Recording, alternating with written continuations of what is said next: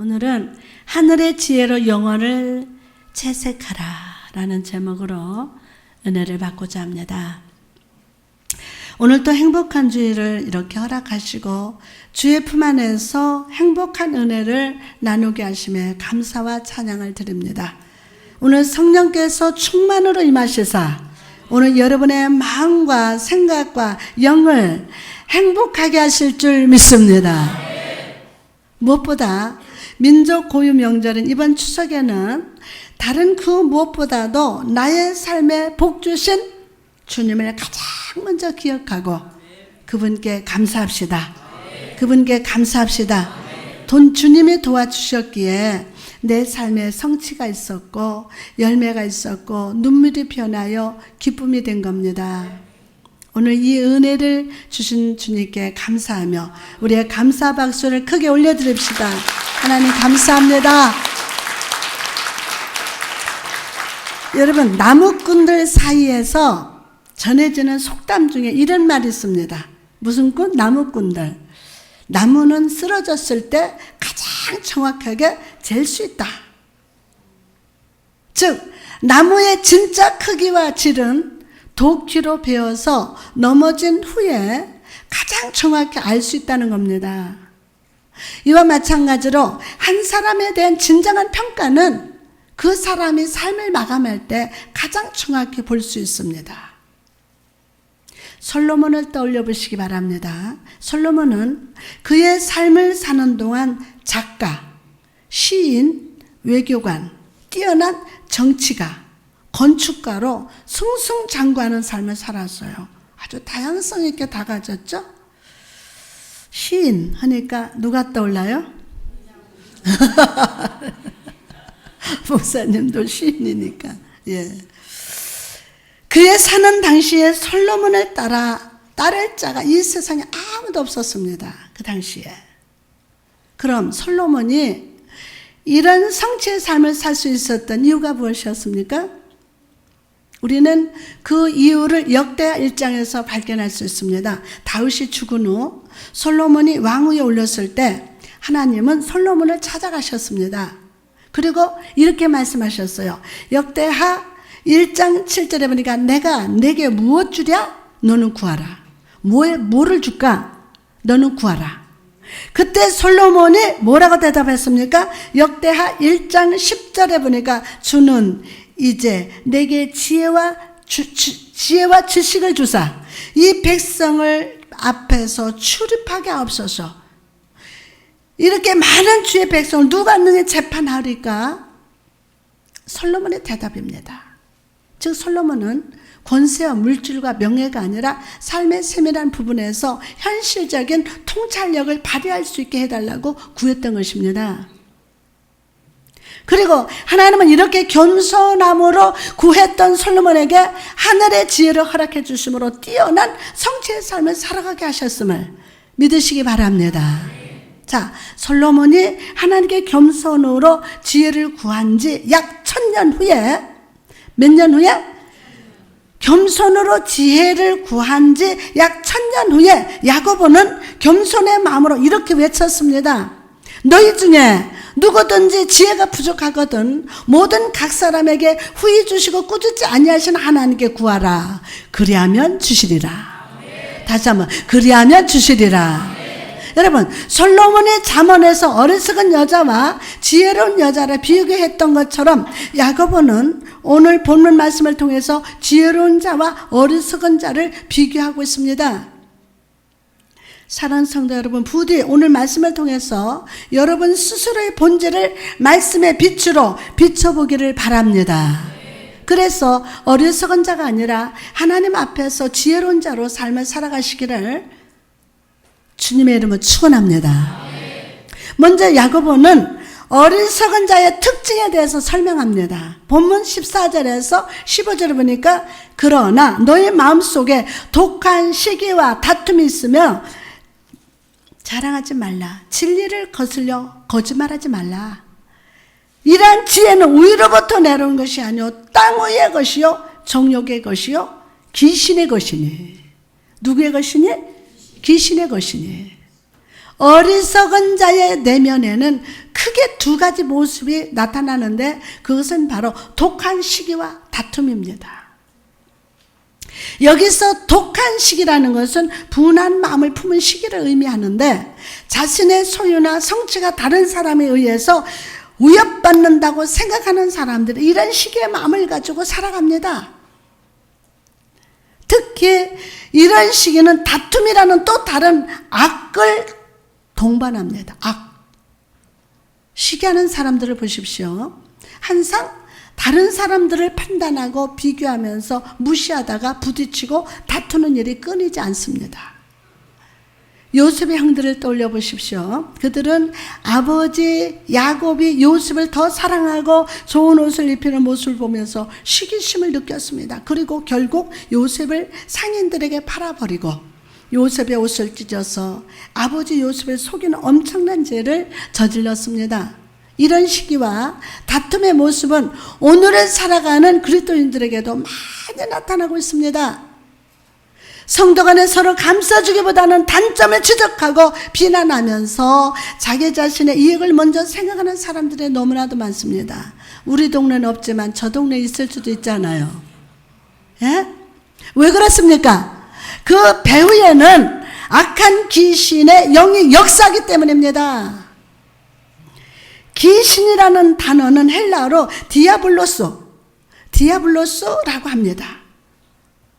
이 단어는 두 단어의 합성어인데 디아는 어디 사이에 라는 뜻입니다. 어디 사이에 라는 뜻입니다. 그리고 볼로스는 던지다 라는 뜻입니다. 즉 사이에 던져서 나누고 가르고 분열시키는 것이 귀신이고 마귀라는 겁니다. 요즘 많은 가정들이 깨지고 있습니다.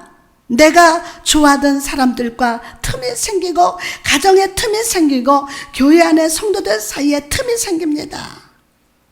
이 틈이 딱 생기면요, 나무를 쪼갤 때 틈만 조금 나면 거기다 쐐기를 딱 박아서 망치로 팡 치면 쫙 갈라져요. 가정에도 부부간에 틈이 생기고, 내가 좋아하는 사람들의 틈이 생기고 성도들 사이에도 틈이 생겨요. 왜 그렇습니까? 그 배후에 마귀가 역사하기 때문입니다. 마귀가. 그리고 그 마귀는 우리를 시기하고 다투게 만듭니다. 오늘 우리 가정과 교회 안에서 삶 속에서 틈을 만드는 사단은 떠나갈지어다. 야고보는 계속해서 위로부터 온 지혜와는 달리 세상의 지혜, 정욕의 지혜, 아래로부터 온 지혜를 가진 자들의 5가지 특징에 대해서 설명을 해줍니다. 세상의 지혜를 가진 사람의 특징 중 첫 번째는 바로 교만입니다. 뭐예요? 교만. 교만이란 단어의 헬라어를 보면 다른 사람 앞에서 뻑이다 라는 뜻이라고 합니다. 뻑이다. 하나님 앞에서 거룩하지 못하고 제약된 삶을 살아감에도 불구하고 오히려 자신의 악을 당당하게 드러내고 정당화하는 것이 바로 교만이라는 겁니다. 이것은 위로부터 온 지혜의 겸손과 반대가 됩니다. 둘째로 진리를 거스르는 거짓말입니다. 거짓말. 마귀는 거짓의 압이라고 그랬어요. 이 세상은 항상 변하고 사람도 변하고 지식도 변하지만 하나님의 말씀은 영원토록 동일합니다. 그럼에도 불구하고 어리석은 자들은 자기들의 생각과 지식과 생활 방식에 맞추기 위해서 진리의 기준을 바꿉니다. 진리의 기준을 바꿔요. 오늘날 진리를 알고 있다는 많은 사람들이 자기의 생각을 뒷받침하기 위해서 하나님의 말씀을 임의로 해석하고 끼워 맞추는 일들을 아무 거리낌 없이 행하고 있음을 봅니다. 그리고 자기 가르침에 의문을 품는 사람에게는 권유로 누리려고 합니다. 이런 자들이 바로 진리를 거스른 거짓 삶을 사는 자들입니다. 바리새인과 세리에 기도하는 장면을 한번 떠올려 보십시오. 바리새인은 성전에 고개를 들고 당당하게 서서 자기의 의의를 드러내면서 하나님께 기도했습니다. 바리새는 서서 따로 기도하이르되 하나님이여 나는 다른 사람들 곧 토색 불을 간음하는 자들과 같지 아니하고 이 세리와도 같지 아니함을 감사하나이다. 나는 일회에 2번씩 금식하고 또 소독에 11조를 드리나이다 라고 바리새인이 당당하게 하나님 앞에 기도했습니다. 이런 바리새인의 기도에 주님의 판단은 무엇이었습니까? 마태복음 23장 27절에서 28절에 보니까 화 있을진저 외식하는 서기관들과 바리새인들이여 회칠한 무덤 같으니 겉으로는 아름답게 보이나 그 안에는 죽은 사람의 뼈와 더러운 것이 가득하도다. 이와 같이 너희도 겉으로 사람에게 옳게 보이되 안으로는 외식과 불법이 가득하도다 라고 책망하셨어요. 반면에 세리는 어땠습니까? 그는 모든 사람에게 손가락질을 받고 무시받던 사람이었지만 하나님 앞에 겸손의 무릎을 꿇고 궁유를 구하는 기도를 드렸습니다. 세리는 멀리 서서 감히 눈을 들어 하늘을 쳐다보지도 못하고 다만 가슴을 치며 이르되 하나님이여 나를 불쌍히 여기소서 나는 죄인으로소이다 하였느니라. 이런 겸손으로 기도했을 때 하나님은 그를 인정하시고 아멘.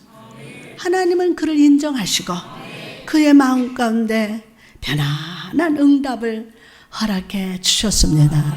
오늘 편안한 응답 받을지어다. 사랑하는 성도 여러분, 오늘 여러분은 주님 앞에 어떤 모습으로 나가고 있습니까? 오늘 겸손으로 주님께 엎드리시기를 바랍니다. 여러분, 아무리 나를 잘났다 해도 하나님이 꾹 한번 누르면, 머리 한번 누르면 그 지식이 어디로 가겠습니까? 잼을 하나에 후 불어버리면 다 날아가요. 겸손하게 주님 앞에 엎드리세요. 세 번째로 땅 위의 것입니다. 이 말은 세상에 속한 이라는 뜻인데 어리석은 자들은 하늘을 바라보지 않고 땅을 바라보므로 세상의 성공과 물질과 세상의 우선순위를 따르면서 살아간다는 것입니다. 네 번째로 정욕인 것입니다. 어리석은 자는 영적인 동기가 아니라 자기 자신의 육적인 동기에 따라 삶을 살아가기 때문에 성령의 생각, 성령의 지혜를 무시하고 자기의 생각과 자기의 목적 달성을 추기 위해서 삶을 살아갑니다. 마지막으로 귀신인 것입니다. 이 말은 세상의 지혜가 악한 존재인 사단에게서 온 것이라는 뜻이 아닙니다.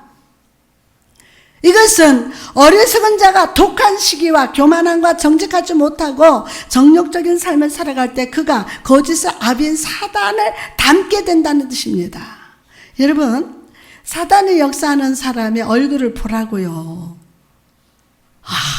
참 이상한 생이었어요. 근데 은혜 받고 나면 뭐가 달라져요? 대답해봐요. 뭐가 달라져요? 얼굴이 달라지죠. 얼굴이. 여러분, 가룟 유다를 보십시오. 그의 처음 시작은 겸손했지만 그의 마음 가운데 시기와 교만과 정욕이 들어오자 예수님을 파는 마귀적인 행동을 하고 말았습니다. 내 생각에 작다고 생각하는 시기와 정욕과 교만이 결국 가룟 유다를 사단의 앞잡이로 만들었다는 것입니다. 이렇게 어리석은 자의 5가지 특징을 말한 야고보는 어리석은 자의 인생의 결과가 어떻게 될 것인지를 보여줍니다. 야고보서 3장 16절에 보니까 시기와 다툼이 있는 곳에는 혼란과 모든 악한 일이 있습니다.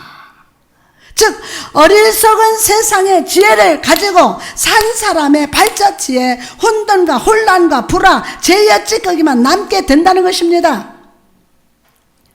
야고보는 앞에서 세상의 지혜, 아래로부터 온 지혜의 실상을 적나라하게 보여준 후에 이제는 위로부터 온 지혜는 무엇인지를 우리에게 보여주고 있습니다.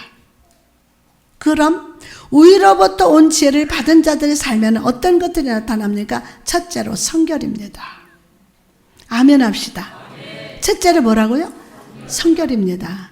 위로부터 온 지혜를 받은 자는 첫째로 성결합니다. 첫째로 성결. 여기서 첫째라는 말은 단순히 순서상으로 첫째라는 것이 아니라 하나님의 지혜를 받은 자에게는 외적인 행동 이전에 내면의 목적이 성결해지는 것이 나타난다는 겁니다. 나타난다. 이런 성결의 마음을 가진 자에게 예수님은 이렇게 약속하셨습니다. 마태복음 5장 8절에 이렇게 마음이 청결한 자는 복이 있나니 그들이 하나님을 볼 것이며. 아멘. 자, 우리 마음에 위로부터 놓은 지혜가 임하고 마음의 성결해질 때 우리는 삶 속에서 하나님이 역사하시는 것을 발견하게 됩니다. 우리 삶 속에서 하나님이 역사하시는 것을 우리가 발견하게 돼요. 우리가 장기를 둘 때, 여러분 장기 두셔보셨어요? 저는 장기는 둘 줄 모르지만 만져는 봤어요. 옆에서 이렇게 딱 장기를 둘 때 더 이상 움직일 수 없고 모든 말이 죽은 상황에서 이기고 있는 사람은 장군 모르나 봐. 이가 아멘 하는 사람은 이제 마이크 날라가 뭐요? 장군 하고 외칩니다. 장군. 멍군이 아니라 장군. 그러면 사랑하는 성도 여러분, 더 이상 사단의 비웃음에 눌리지 말고 하나님으로 말미암아 하늘의 지혜로 말미암아 사단을 비웃으시기를 주님의 이름으로 축원합니다. 우리 한번 사단을 비웃어 봅시다. 웃기지 마라. 하나님이 함께 하시다. 시작.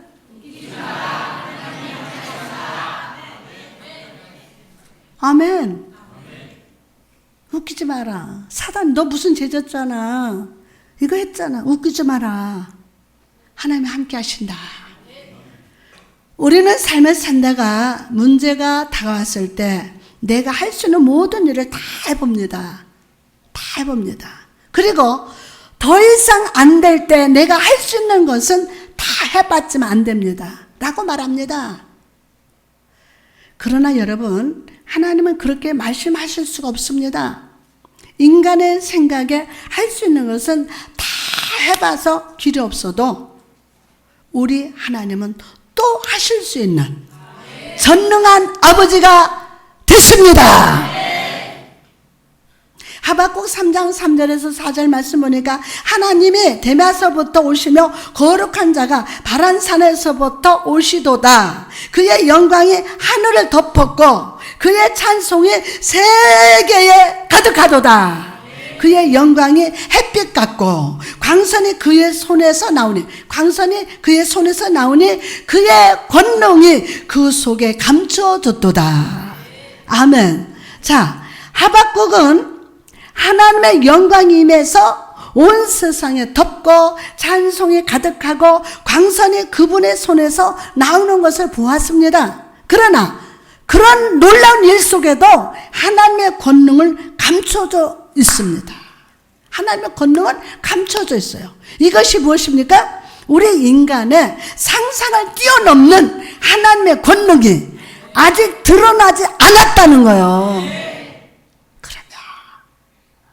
즉 우리는 끝이 보여도 하나님의 끝은 아직 나타나지 않았다는 거예요. 우리는 끝이 보여요. 인간의 눈은 끝이 보이지만 하나님의 끝은 아직 다 나타나지 않았다는 겁니다. 모세와 이스라엘 백성은 홍해에서 구원하신 하나님, 요셉을 감옥에서 부르신 하나님, 욥을 찾아가신 그 하나님은 오늘도 여러분을 찾아가셔서 도와주시고 권능으로 모든 절망에서 구원해 주심을 믿으시기 바랍니다. 할렐루야. 그러므로 사랑하는 성도 여러분, 오늘 더 이상 이 세상의 지혜로 살지 말고 선하고 착한 마음으로, 성결한 마음으로 하나님을 바라보시기 바랍니다. 내 불가능 속에 입장하셔서 권능으로 역사하시는 주님의 손길을 발견하시기 바랍니다. 두 번째로 화평입니다. 하나님이 주신 위로부터 지혜는 모든 관계 속에서 화평을 이룹니다. 인간의 본성은요, 싸우기 좋아하고 인내가 부족하며 악의가 가득합니다. 그러나 하나님의 화평이 임하면 모든 관계 속에서 아름다운 하모니가 나타납니다. 세 번째로 관용입니다. 관용이라는 것은 무슨 말입니까? 공정하다, 온건하다, 유연하다 라는 뜻으로 하나님의 뜻을 위해서 자기의 권리를 포기하는 자세를 의미합니다. 오늘날을 살아가는 사람들은 자기의 권리가 무시당했다고 생각하면 아주 사소한 것이랄지라도 싸우려고 합니다. 이것은 모든 인간 안에 존재하는 죄의 본성에서 나오는 열매입니다. 죄의 본성에서 나오는 열매예요. 그러나 하나님의 지혜를 가진 사람은 성경의 법칙으로 반응합니다. 무엇입니까? 마태복음 5장 39절에서 40절에 보니까 누구든지 내 오른뺨을 치고도 왼편을 돌려대며 또 너를 고발하여 속옷을 가지고자 하는 자에게 겉옷까지 가지게 하며. 네 번째로 양순입니다. 여러분, 이 양순이라는 헬라를 보면 잘 설득되다 라는 뜻인데, 이것은 어리숙하게 잘 속는 사람을 말하는 것이 아닙니다. 이것은 오히려 하나님의 지혜를 가지고 열린 마음으로 가르침을 잘 받아들이고 고집을 버리고 진리를 받아들인 사람을 의미하는 것입니다. 하나님의 영이신 성령이 그 사람의 마음을 사로잡아 마음 깊숙한 곳에서 역사할 때 성령은 우리를 양순한 사람으로 바꿔주십니다. 그러면 양순한 사람으로. 창세기 13장에 보니까 아브람과 롯이 서로의 양떼가 많아져서 같은 땅에 더 이상 머물 수 없는 상을 맞이하는 장면이 나옵니다. 우선순위로 따져볼 때 아브라함이 롯보다 연장자였고 하나님의 복을 약속받은 자도 아브라함이었습니다. 그러나 아브라함은 그 내면에 하나님의 주신 양순한 마음이 있었습니다. 하나님 주신 양순한 마음이. 그래서 이렇게 대답합니다. 창세기 13장 8절에서 9절 말씀 보니까 아브라함이 롯에게 이르되 우리는 한 친족이라 너나 나나 내 목자나 서로 다투게 하지 말자. 내 앞에 온 땅 있지 아니하냐? 나를 떠나가라. 내가 좌하면 나는 우하고 내가 우하면 나는 좌하리라. 즉 아브라함은 하나님의 자기가 어디에 있든지 함께 하시고 복 주실 것이라는 열린 마음을 가졌기 때문에 이런 양보를 할 수 있었다는 것입니다. 오늘 이 은혜가 임할지어다. 자, 다섯 번째로 궁일입니다. 은혜가 자격 없는 자에게 복을 베푸는 것이라면, 다시 한번, 은혜가 자격 없는 자에게 복을 베푸는 것이라면 궁율은 벌을 받아야 할 사람에게 벌을 유보하는 것을 의미합니다. 궁율은 어떤 사람이 벌을 받아야 할 것 같을 때 그 사람을 오히려 불쌍히 여기는 것을 의미합니다. 도대체 저 사람 왜 저래? 그런데 그때 불쌍히 여기는 거. 이 궁율의 모습이 가장 잘 나타난 것이 어딥니까? 바로 예수님의 십자가입니다. 예수님의 십자가. 우리는 하나님 앞에 용서받을 수 없는 죄인이지만 예수 십자가의 보혈로 말미암아 하나님의 우리를 궁일히 여기시고 구원해 주셨다는 것입니다. 오늘 이 궁율을 찬양합시다. 이 사랑에 감사합시다. 십자가 내가 처음 볼 때에 나의 마음에 큰 기쁨 오늘 믿고서 내는 밝았네 참 내 기쁨 영원하도다. 여섯 번째로 풍성한 선한 열매입니다. 진정한 지혜로 말미암아 그 마음 가운데 궁일이 가득한 사람은 다른 사람에게도 복을 베푸는 삶을 살아갑니다. 왜 그렇습니까? 나 자신이 복이기 때문이에요. 자, 나는 복이다. 하면 다 같이 다시 한번 나는 내가 복이야. 내가 복이야. 아멘. 여러분, 여러분의 가정에 대굴 같은 집에 살아도 내가 복이 없으면 안 돼요. 내 안에 복이 있어야 돼요. 내가 누릴 수 있어야 돼요. 외적으로 많은 거 그게 다 복이 아니에요. 내가 복 있는 자야. 내가 복이기 때문이에요. 야고보서 2장에서 야고보는 도움을 필요로 하는 형제 자매를 보고도 아무것도 하지 않는 자들을 향해서 무익한 믿음을 가진 자라고 말했습니다. 무익한 믿음을 가진 자라고. 네가 믿음 있느냐? 그건 무익하다. 그러나 우리가 진정 믿음을 가졌고 하늘의 지혜를 받은 자라면 내가 받은 복으로 내 주변 사람들에게 흘려보냄으로 풍성한 열매를 거두는 삶을 살아갑니다. 오늘 그 은혜가 넘칠지어다. 마지막으로 거짓이 없습니다. 거짓이 없음. 야고보는 우유로부터 온 지혜를 받은 자에게는 거짓이 없다고 말씀합니다. 헬라어로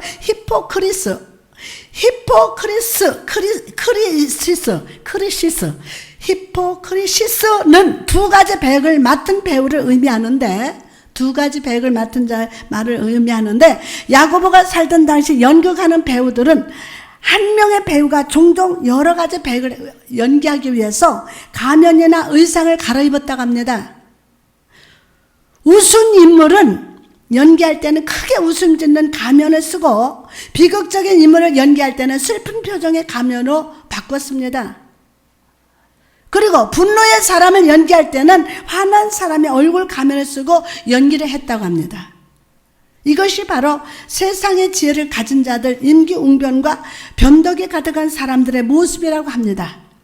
그러나 지혜의 영을 받은 사람은 모든 가면을 벗어버리고 거짓 없는 삶을 살아갑니다. 야고보는 이렇게 지혜로운 자의 특성을 말한 후에 우리에게 이렇게 질문합니다. 너희는 지혜를 가졌다고 말하면서 왜 땅의 지혜를 추구하며 살아가고 있는가? 본질을 깨달으라. 뭐를 깨달으라? 본질을 깨달으라는 것입니다. 사랑하는 여러분, 오늘 여러분의 본질은 어떻습니까? 저와 함께 직면의 방으로 가봅시다.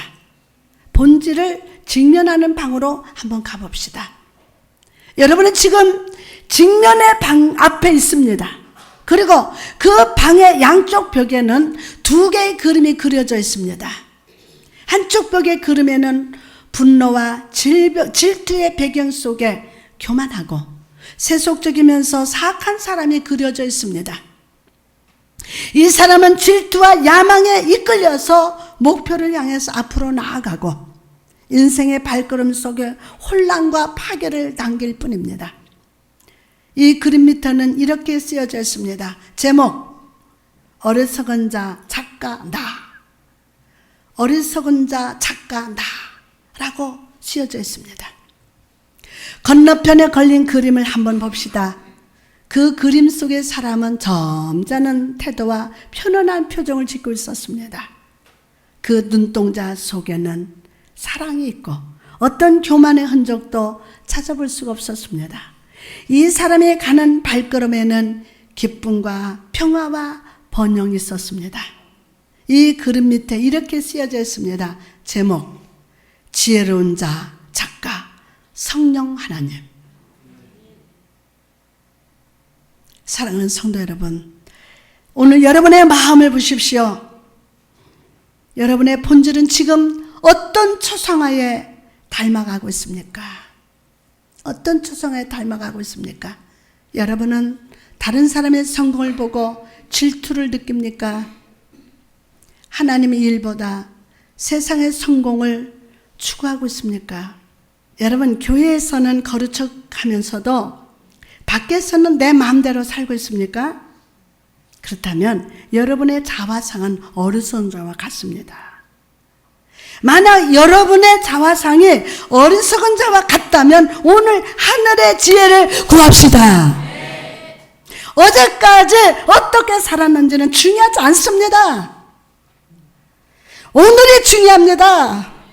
어제까지 여러분이 어떤 모습으로 살았던 오늘이 중요합니다. 하나님의 은혜가 오늘 여러분 삶의 초상에 새로운 지혜를 색칠하게 하시기 바랍니다. 아멘. 하늘의 지혜로 채색되게 하시기 바랍니다. 그럴 때 여러분 삶 속에 복의 열매, 예수의 성품을 드러내는 삶을 살아가게 될 줄 믿습니다. 할렐루야!